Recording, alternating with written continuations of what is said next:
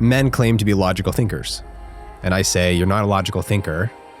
You are crippled by fear, and you're disguising it as analytical. You're broadcasting it to the world as analytical thinking, but it's really just like fear underneath the surface, right? So when guys are like, oh, I really need to think it over, like what they really mean, or I need to have all the facts, is what they really mean is that they're trying to control reality so that they feel safe, so then they can make a decision.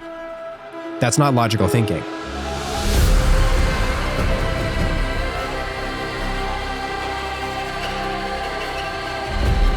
You are now experiencing the nectar of time.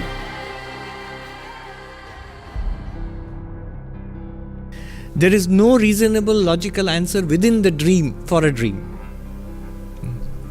I give the example of being chased by a lion in a dream. Now if I ask, where did this lion come from? The real answer is there is no lion, wake up. But if I won't accept that answer, no, I see a lion, you must give me an answer. Then you have to say the lion came from the jungle. But where in the jungle? Well, from its daddy lion and the mummy lion. And where did they come from? Oh, they came from their parents. And where did that come from? There's no end to this, you can see. And none of it is actually true. It's on our side, there is only the question and no answer. On the side of those who are enlightened, they don't seem to ask this question. They have the answer, but not the question. Ladies and gentlemen, welcome to another episode of Nectar of Time. I'm your host, Tamir Barzilai, and today we're going to be speaking with Ian Coll. Ian is a men's work facilitator. He helps people to figure out what's going on inside. Myself, I can admit that I'm very analytical. I try to be as logical as possible, although I don't think I'm very successful at that.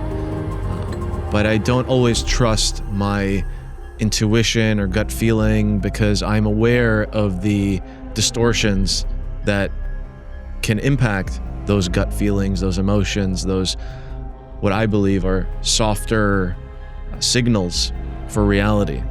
And so today's episode is just a glimpse into the many worlds and the many possibilities of our lives and how we can have a little bit more conviction with our decision-making process. So I hope the show is valuable, and we'll see you on the other side. I grew up with a very dysfunctional nervous system. So I grew up with very bad Tourette's and OCD, which just led to my entire life crumbling and breaking down in my kind of mid-20s. And I realized that I didn't have tools to regulate my nervous system. I didn't have the tools to open up and let people in and connect. And I just carried a lot of shame. And there was just a lot of things that were barriers to fulfillment, happiness, connection, like living a good life, living a life that I'm excited to wake up every day and experience. So that was what got me into all of this, more as a participant, and then got to a point where you spend enough time in retreats and working with mentors and training programs and doing all these things to better my own life that I felt like I had an obligation to give back to the community of men, because there are men that are struggling like big time. And there's a lot of reasons why that might be, but to answer your question around like what's the work that they're doing, it's just working on themselves to become the best version of themselves possible so that they can show up for themselves and show up for their partners, right, for their kids, for their communities, for their businesses. But it's really just about inner alignment and coming. I talk a lot about it's a remembering process. It's not about becoming something that you're not. It's about coming back to who you truly are. And that in my opinion, that's some of the deepest work that you can do. So coming back to who you truly are you talking about childhood wonder? Are you talking about skills and curiosities that have been replaced with, hey, I need to pay my bills, so we need to do the rat race? Totally. Yeah, I mean, I believe fundamentally that people are born, I don't want to use the word pure, but people are born, for lack of a better word, pure. Just like there's no patterns, there's no conditionings. And then over the course of life, the way that you were raised, life circumstances, stress, trauma, things not going well, people screwing you over, like tragedy, all of these things stack up. And the way that I talk about it is like, imagine a basement and you're just throwing crap in the basement year over year and year over year. And that's impacting the way that you show up in the world. It's impacting how you think, how you take action, how you view yourself. So, but all of that crap that's being shoved into the basement's not yours. It was taught to you, it was modeled to you, things happened to you. So when we talk about coming back to yourself, it's, building enough self-awareness to recognize that a lot of those things, like, they're not you. It's like a patterned version of you, or it's like a veil. You can imagine it's like the shield of armor that you've kind of developed and built over the years, and you occur to the world as that thing. But there's usually a part of you behind all of that that's like the real you, like the real, like the things that like really interests you. It's the daydreaming, it's the curiosities, it's the things that really make you happy. And a lot of the stuff does actually go back to childhood. Like when you think about coming back to yourself, right? You ask adults, like, what makes you happy? And most people will think about things that they did when they were 8. Mm-hmm. Because you didn't have all of that crap stored and built up, and the life experience that's kind of hardened you. It hasn't happened yet. What you're talking about is scary. It took me a while to actually use that word scary. So I have a therapist that I go to every couple of weeks. Yeah. I think it's good. I have some buddies that are very hardcore, doing all the hardcore stuff. Ironmans, marathons, ultra marathons, etc. All the fun stuff. And sometimes in that demographic, therapy and all of that work with respect to someone else can give you answers about yourself seems kind of crazy. Yeah. Right? And it took me a while to actually break from that paradigm and realize what therapy actually is. Therapy is just talking to someone very smart in a field that you don't actually have much knowledge in. So I've opened myself up to therapy over the last few years and sort of moved away from what some people might call toxic masculinity. I don't know that I would label it that specifically, but there is this hardcore mentality that is useful, but you have to know it's time, right? The time to be David Goggins is when you're running. Totally. And you need to get to the finish line. That's the time to be David Goggins, but you don't need to be David Goggins all the time. Sometimes you have to be Seneca the philosopher. Yeah. Sometimes you have to be the scientist. Sometimes you have to be the poet. So when you're talking about all these things and I'm saying that it's scary, that's a new paradigm that I've allowed myself to admit that something in life could actually be scary. And the reason it's scary for me is this. I'm so used to who I am right now. I'm so used to my patterns. I'm so used to my furry little demonic friends that hang out with me and control my life, that there is a fear of returning to the self. Because in some ways, it feels like the answer is too easy. It's too easy to do that. It must be hard. I must summit the mountain to be that new person. Or some people will say, you have to destroy everything. And then you'll be reborn. Yeah. But you can just be reborn. Totally. Yeah.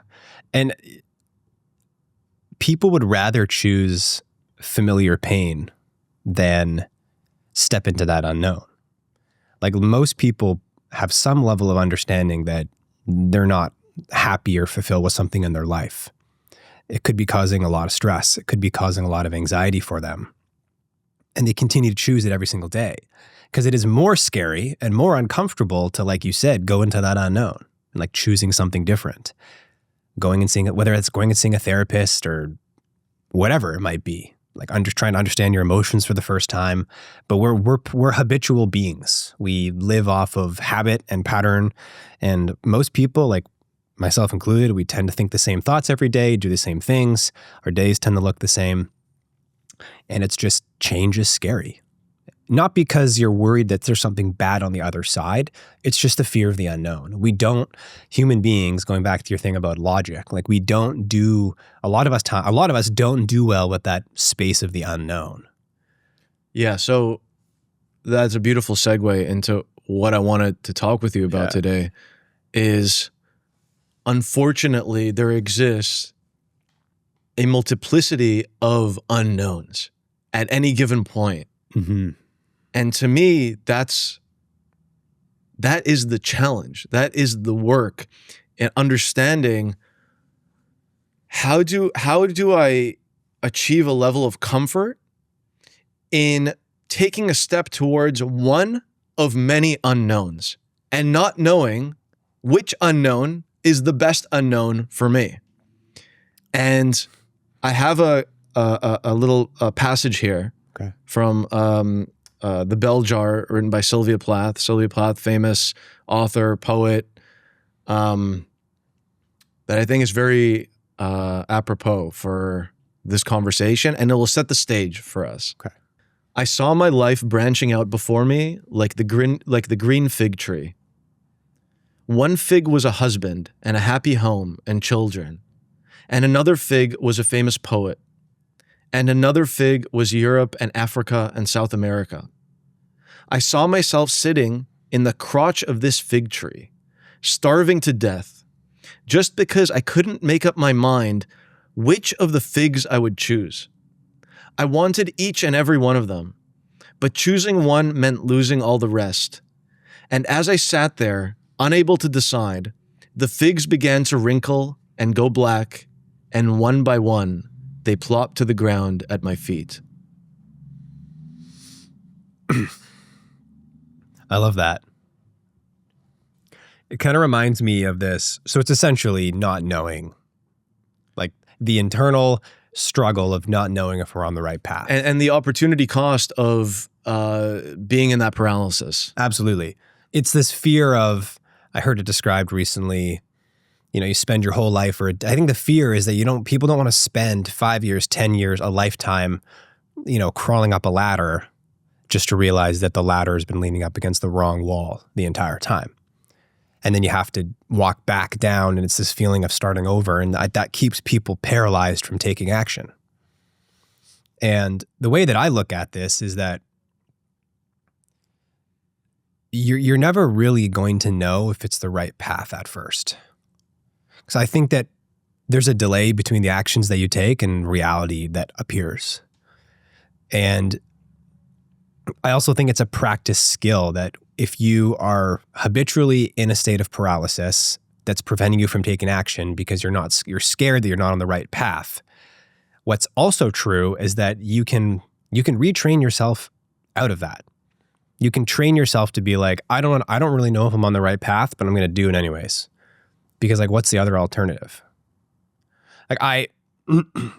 Something that I teach a lot of the men in my work is this whole conversation around dying complete, but not dying complete in the sense that am I going to die complete in 60 years? If my head were to hit the pillow tonight, lights were out, that was it.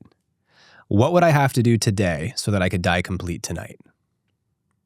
And it really does a good job at shrinking everything that's important right down into probably a couple of things. If I asked you, what would you have to do if you were to die tonight? What would be the most important things that you need to do today so that if you were to die tonight, you could die complete? Yeah, see, my brain produces an error code trying to give you an answer for that. We'll go in and it's no, we are not even addressing this question. We cannot compute. Why? It's an issue. It's an issue because so much of life is spent thinking about the future. Mm-hmm. In my life specifically, there's the business and there's the goals and there's the ideals and there's the visions. And today feels very much like a stepping stone. It feels like a tennis player that is in training and you're asking them, what are you going to do to die if you die today, to die complete? They're like, there's no way. I have to win Wimbledon. But then what happens when you win Wimbledon? Well, that's a different therapy session. But this is the struggle, problem, right? Yeah. We always think that life will begin when. I will be able to die complete when. But we all know this we all know this. This isn't new information. It's just, for whatever reason, human beings, it's we have to go through this process where we have to figure it out for ourselves. Money's a great example where a lot of people are like, I will be happy when I hit this number. And other people that have hit that number have told you, like, I thought the same thing, and then you hit it and you're like, nothing changes in your life. You get used to it, and then you just move the goalpost and it becomes something bigger. But everyone's like, I know that, but like, I need to figure this out. There are some lessons that I believe you just have to learn on your own. And that's one of them. The constantly changing the goalpost, trying to achieve a certain thing in order for you to die complete or in order for you to be happy, you never actually get there. And what you're doing is you're constructing your own prison cell. Yeah. And you're giving the key away. Yeah. It's very much like you have a vault, and on one side of the vault is the most intricate code mechanism that will take you 20 years of, what is it called? Cryptology, or I don't know what the term is, to figure out how to, unlock that vault. Whereas the other side of the vault is actually wide open. And it's all day. It's open. It's just open. You can just walk through it. But it's so much better cognitively for us to go and try to fiddle with the codes, because that will feel like we've earned whatever's inside. And it feels scary to just go around to the other side and say, wow, I have all this treasure. If you can feel whatever's in that vault, the love, the gratitude, the presence, all of that, then you're good. Then you're good. Absolutely. But for some of us, it's difficult to just go from feeling into the vault. We have to think our way into it. Totally. And that's really where we stumble. And maybe we get there one day once all of our thinking is done. Yeah. I mean, the thing is never going to be done. So something that I talk a lot about is anybody, this isn't just a men's thing, but you have to, in the realm of feelings and love, and like I said, and gratitude and like intuition, I believe that you have to create space in your life to work on those elements. Like if your schedule is packed from the time that you wake up to the time that you go to bed, like I'm not surprised that that person might not be connected to their heart, or they might not be in touch with themselves. But if you sat down, I can almost guarantee you with 100% certainty that if you sat down every single day with no agenda and you set a timer for 35, 45 minutes every single day, and the intention was just you sitting, not even meditating, but just exploring what is happening in my internal experience, you will find access to your emotions. You will find access to what's going on. Like you don't need someone to tell you what you're feeling. Like you will eventually be able to say, but we don't create that space. We weren't taught to create parts of the days in our schedules to work on our emotional health. Like our emotional health and our mental health is arguably, in my opinion, way more important than physical health. Like the reason that people are extremely unhealthy, they have physical habits and things that they're not doing, but they're not tending to their emotional health. They're not tending to their mental health. And it shows, it manifests through the body. You just look at people when you go into a grocery store. Things that I don't believe that, put it this way, a lot of men come to me and they've done years of therapy and their life's not changing and they're still really unhappy. It's because they go to therapy, they do some work with their therapist, but then they don't do anything else in their day to day. Yeah, it's like going to massage. It's like massage therapy, it's like physiotherapy. Like you go to physio, that hour that you're there, that's not where the injury is healed. Yeah. It's when you're doing your exercises at home for 15 minutes 3 times a day. Meditation, breath work, sitting with yourself, that's the at-home version of therapy or men's groups or coaching or whatever. You have to go home and you have to sit with yourself. You have to do that work.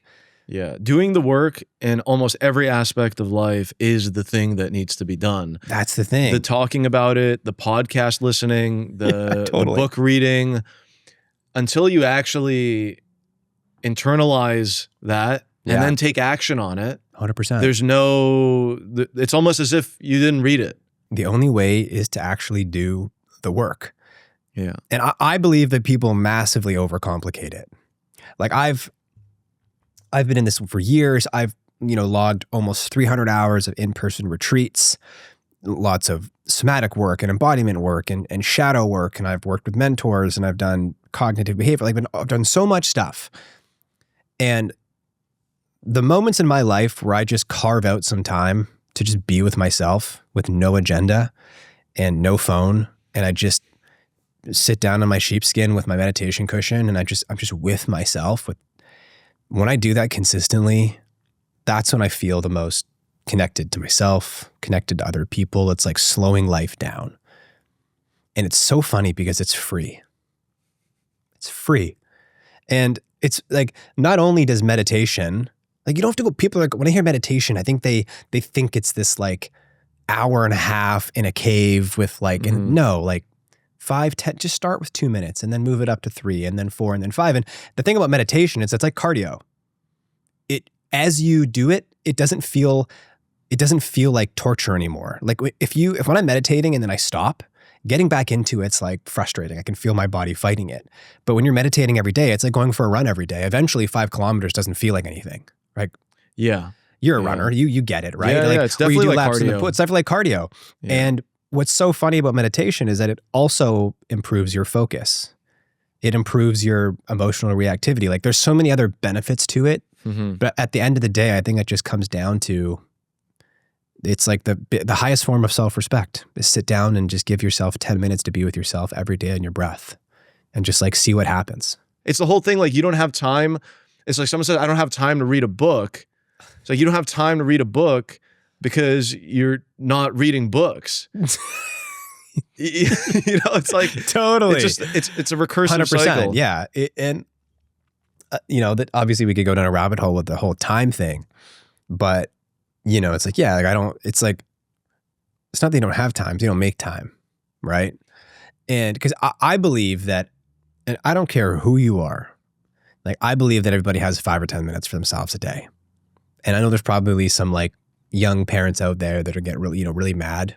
I mean, because you know, the whole, like, you'll see like these 21-year-old fitness people that are like, we all have the same 24 hours in the day. And it's like, you're single and you're a Nepo baby and like you have as much time as you in the world as you want. Yeah. It's different than someone who's like 36 with like 3 kids under the age of 2. Like it might be a little bit harder for them to find their 10 minutes, but people do it. People find ways. They set up a schedule where their partner takes the kids for like the 10 minutes and then they have the 10 minutes in the bedroom to meditate.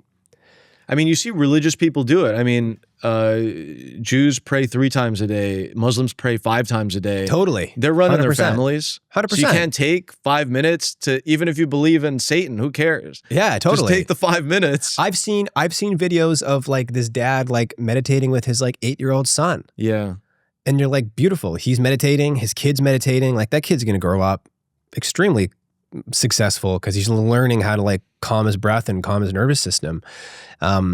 But you know, just it's funny about the comment of the tech overlords, and you know, I think that ultimately, like, we can't just blame the tech giants. We're also at this place in society where it's still culturally appropriate to just be on Instagram all day long.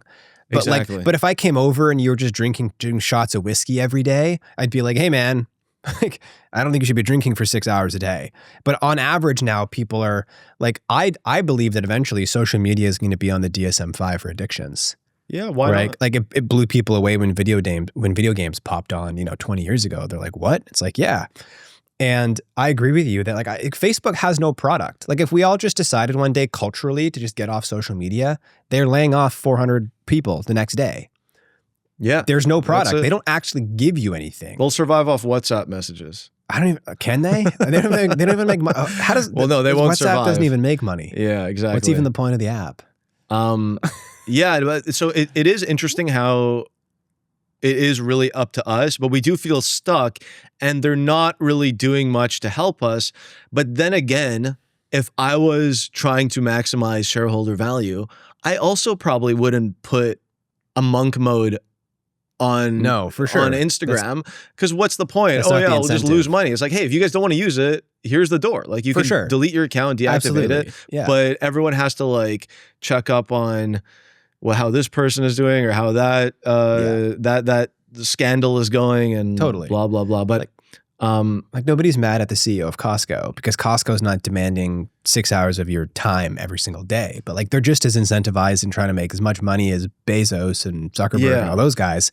It's just that it's causing a lot of internal conflict. Like I think that I've been talking to a lot of people about social media, and it's like they know that it's a problem. They're aware that they don't want it to happen, but they just can't. Like their brain is becoming so habitually on it, they don't know what to do. Well, it's FOMO. And then you get off of it. Like I deleted Instagram off my phone for a weekend for like 4 days a couple weeks ago. And I could feel my brain hunting for it every single day. Yeah. It was like, oh, Instagram. It's like, it was like this, what is going on? And it's just internal battle. Yeah, it's a problem, and that is one of the many impediments to finding that inner thing, finding that inner home that we've been talking about. I want to mention a book that I just finished reading. It's called Recursion by Blake Crouch. Speaking of tech overlords, so this takes place sort of in the same timeline that we're in right now. Basically, there's like a billionaire that finds out that there's this researcher that has come up with a way to potentially access memories and re-access memories in order to help, dementia patients. Okay. Because her mom is going through dementia. It's very traumatizing. It's very tragic for the family. And so she's putting all of her scientific research into coming up with some form of a solution that we can access the memories in our brain using some sort of a chair with sensors that you could just sit in and you can access things. Billionaire gets a hold of this researcher, gets a hold of this idea, and basically writes her a blank check. Says, I want to take this to everyone in the world. I want to make this a thing. Meanwhile, in a parallel part of the story, there's a cop in New York that is noticing people suffering from FMS, which is false memory syndrome. So in some other part of the world, which then comes to be revealed, it's a different timeline, people are suffering from this false memory syndrome. They think, oh, I was married to this person and they broke up with me and everyone died, and he has to go save someone who's about to jump off a building as a cop and talk them off the ledge, not out of anything real that happened to them. It's a false memory that has infiltrated their brain. And this entire book goes into this technology, which is called the chair.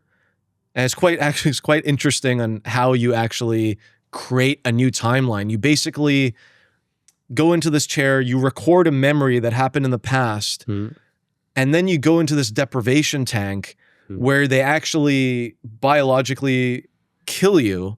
So they reduce your heart rate to nothing, and they let the DMT get released, because when you die, DMT gets released. So they let the DMT release, and somehow between the deprivation tank and the chair, it creates a new paradigm, a new reality, a new timeline, starting from the place where that memory was recorded. Okay. The problem very quickly becomes that eventually years go by. And this is a spoiler alert for people who care enough. I'm not really going to spoil the end of the book. I mean, this is really the premise. But what happens is years go by. Eventually, the government wants this tool because then they can go back and use it to assassinate people. Okay. I mean, that's the ultimate military tool. 100%. Would be to access these memories and use them to create new timelines so that they can avoid their aircraft carrier getting destroyed. And they can wipe out millions of people from the world, and they can do all sorts of gnarly stuff, nuclear war, blah, blah, blah. And what happens is the main characters, Barry and Helena. Helena's a researcher. Barry is the main character. They now see that the world is getting worse. Yeah. So every time the world gets worse, they have to go back, create a new timeline. And they keep deleting timelines, creating new timelines, deleting timelines, creating new timelines. And the book is called Recursion for a reason. But there's a beautiful, beautiful lesson in all of this. is that no matter how much they want to go back and fix things, they cannot prevent things from going awry. They cannot prevent things from going. If you interfere with the world as it is, if you are upset, if you have regrets, Barry, he lost his daughter in a car accident, and his first memory that he returns to is the night that she got killed in the car accident to save her from getting killed. And I won't say much more about how the plot goes on, but it doesn't work out for anyone. No. And so what this connected me to, and I think it was actually quoted in the book, is Kierkegaard. Soren Kierkegaard was a philosopher, and he said, life can only be understood backwards, but it must be lived forwards. Right? It's hindsight is the, tells all, right? Yeah. So this book is it looks into pain, because a lot of this is related to pain. Like the men's work, if pain didn't exist, you wouldn't have to do any men's work. No, totally. I would be unemployed. Right? Yeah. And so the lesson that they come to is this. This is quoted from the book. This is a passage. It says, life with a cheat code isn't life.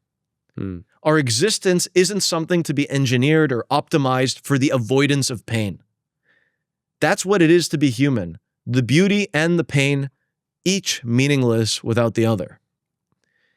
And, yeah, I love that. This is something that actually, like, when I talk to older people, when I talk to people who are like 70 plus, they've had beautiful things happen. They've had painful things happen.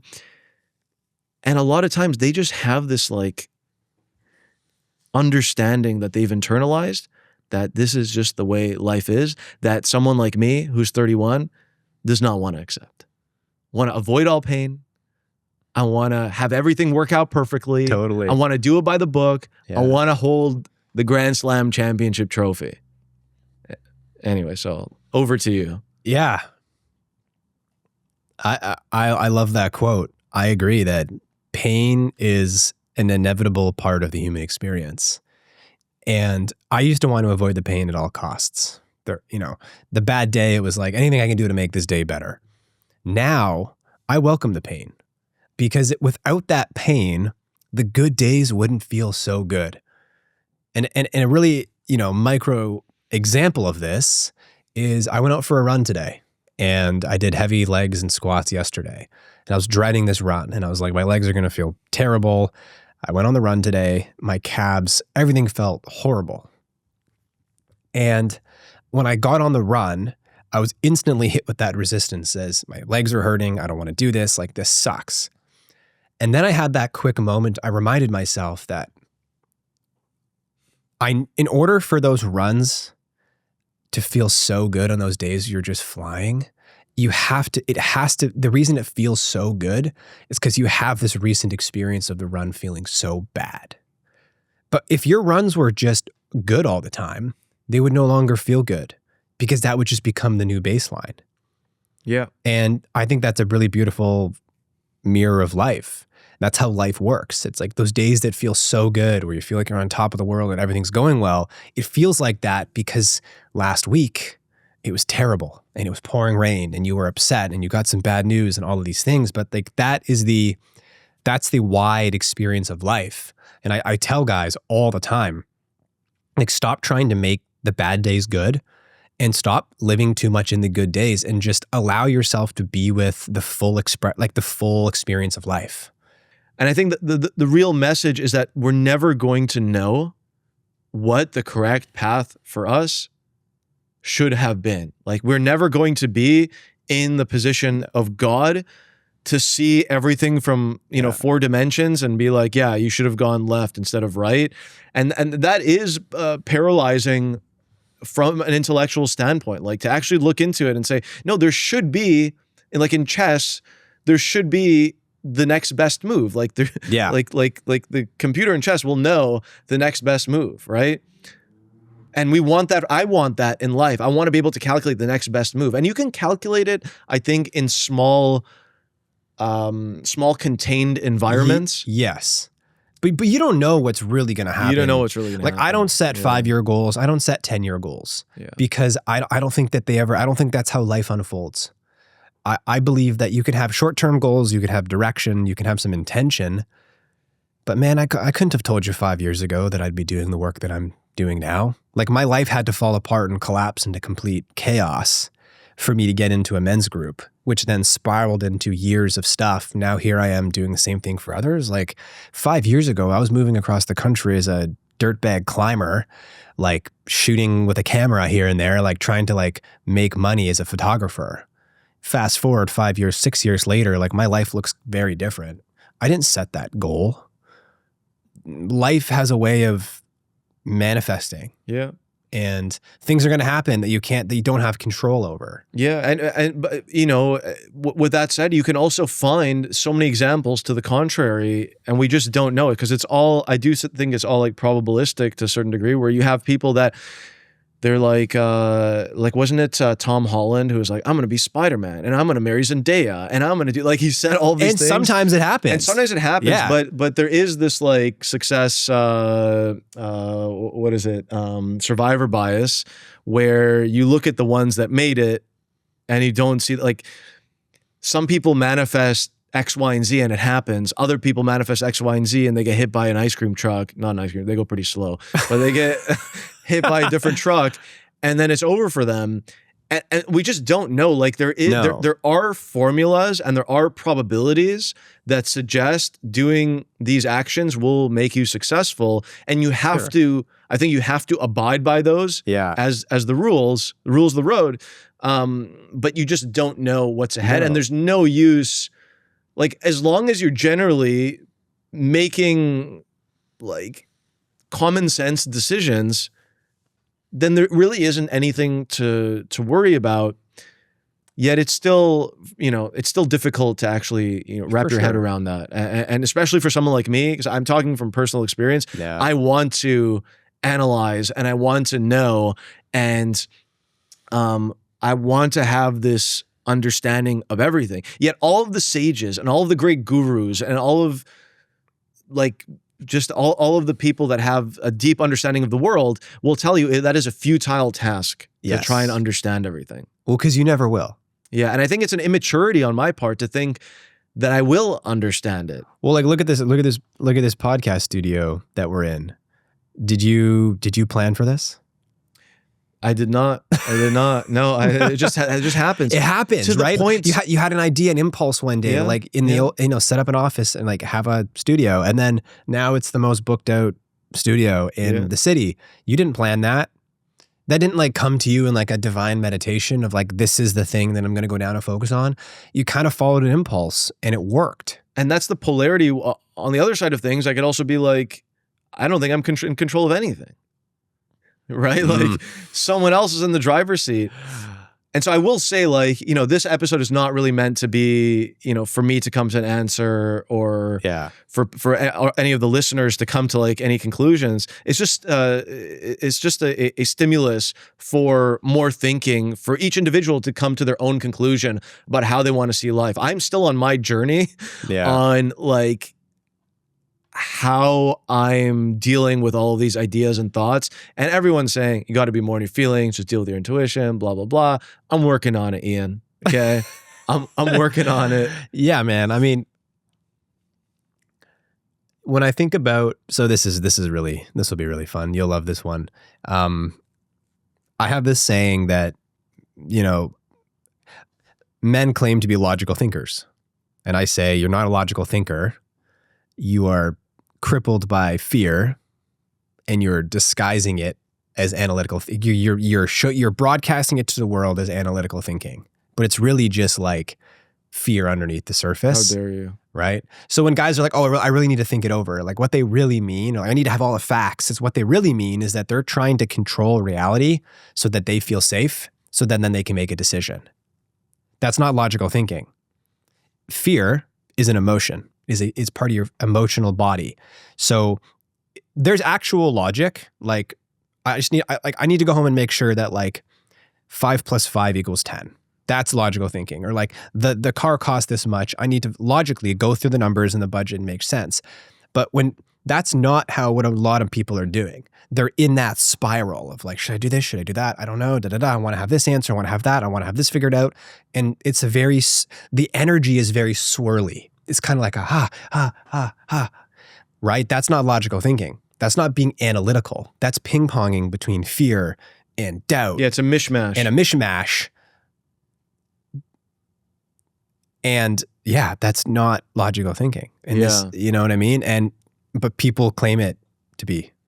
Yeah, I think for me, I can like logically or analytically like or intellectually escape from certain. It's a defense mechanism. Yeah, and I can say, okay, well, fine, we're on a floating rock, and no one knows why, and no one knows why. No, we never will. Yeah, well, maybe. That's the hope, but there's no answer in sight. That's for sure. No. So, you know, like if people are listening to this and they're like starting to wonder, like, well, now what, right? Well, I think and I feel that great that it's a feature and not a bug of whatever playground we're in. And actually, one quote that ties it in is the beautiful Alan Watts on the taboo against knowing who you are, which is I kind of want you to have this book. I'm still working through it, but like it's literally the work that you're doing. It's the taboo against knowing who you are. Like you're not. It doesn't feel culturally appropriate to be doing that kind of work. Like it's against the grain of masculinity, for example, to go. It's everything that you're saying. Yeah. And one quote here that he talks about. It is a special kind of enlightenment to have this feeling that the way things normally are is odd, uncanny, and highly improbable. G.K. Chesterton once said that it is one thing to be amazed at a gorgon or a griffin, creatures which do not exist, but it is quite another and much higher thing to be amazed at a rhinoceros or a giraffe, creatures which do exist and look as if they don't. This feeling of universal oddity includes a basic and intense wondering about the sense of things. Why, of all possible worlds, this colossal and apparently unnecessary multitude of galaxies in a mysteriously curved space-time continuum, these myriads of differing tube species playing frantic games of one-upmanship, these numberless ways of doing it, from the elegant architecture of the snow crystal to the startling magnificence of the lyrebird or the peacock. Nevertheless, wonder is not a disease. Wonder and its expression in poetry and the arts are among the most important things which seem to distinguish men from other animals and intelligent and sensitive people from morons. Wonder. Wonder is not a disease. Wonder is not a disease. Man, he is wise, isn't he? Yeah. Wonder is not a disease. What is wonder then? Is it a gift? It might be the antidote. It might be the thing that saves you from the analytical, logical, toxic, recursive loop. Yeah, like getting curious. Yeah, curious from a non-fear origin, Yeah. I think.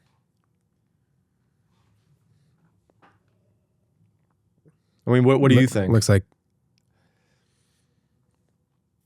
Yeah, when I think about the word wonder, when I think about curiosity, it tends to soften a lot of the analytical loops that we get into. Yeah. Like if for example, I could catch myself in a state of like physical fear, contraction, and like whenever I kind of like look up and get curious, that feeling of like, like I wonder what my body's trying to tell me right now. It's like possibilities. It's like, It helps to de-armor. Right? Because there's like, I'm feeling anxiety. Then there's like, oh, it's a problem that I'm feeling anxiety. And those are two separate things. Like the anxiety is just a physical manifestation of like something's happening inside of you. And then we attach a story and frustration, resistance, and like there's something wrong that I'm feeling anxious, rather than just being like, wonder what that's about. Wonder. Oh, okay, wow, like clearly my body's telling me something. And then sometimes you literally just remember that you haven't had any water today. Yeah. But you got curious as to like what you're wondering what your body's trying to tell you. So that's kind of what I took from that.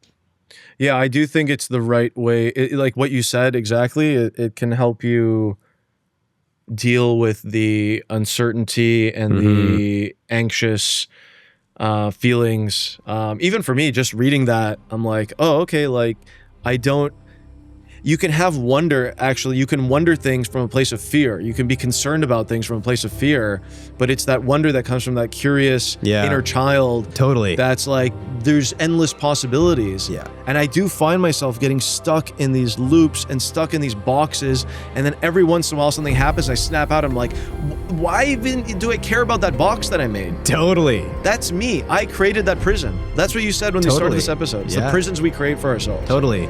And wonder might be just one key that opens it up, and it's like, dude, bro, like all of this stuff is whatever you want it to be. Totally. Most of the time, the key's in your pocket or the door's open. Yeah. So the door is open. The vault is open. The vault is open. open. Get the gold. Or don't. Or don't. And walk away.